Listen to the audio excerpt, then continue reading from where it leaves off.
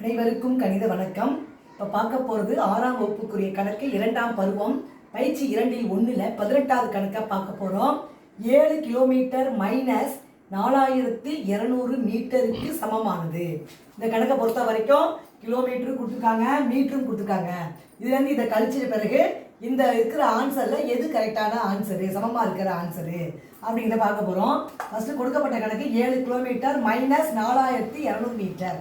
முதல் ஸ்டெப்பை நம்ம என்ன செய்ய போகிறோம், இந்த கிலோமீட்டரை மீட்டருக்கு மாற்ற போகிறோம். மீட்டருக்கு மாற்றுறப்ப 1 கிலோமீட்டர் என்பது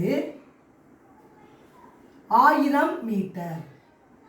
இந்த கான்செப்டில் 7 கிலோமீட்டர் என்பது 7000 மீட்டர். 7 கிலோமீட்டர் என்பது 7ஐயும் 1000ஐயும் பெருக்கினால் 7000 மீட்டர். இப்போ 7000 மீட்டரில் 4200 மீட்டரை நம்ம என்ன செய்கிறோம், கழிக்கிறோம்.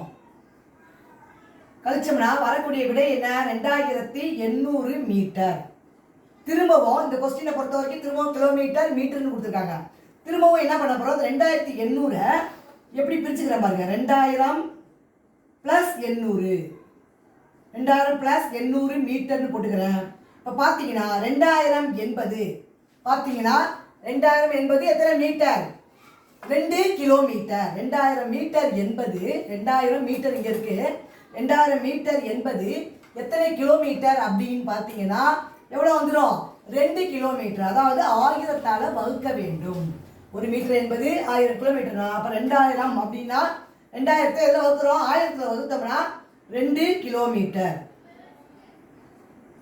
2000 என்பது 2 கிலோமீட்டர். அப்புறம் 800 மீட்டர்.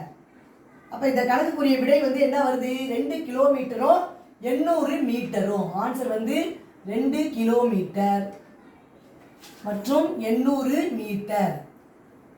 2000 என்பது மீட்டரில் இருக்கு, அது கிலோமீட்டருக்கு மாத்திரப்ப 1000ஆல் வகுக்கிறோம்.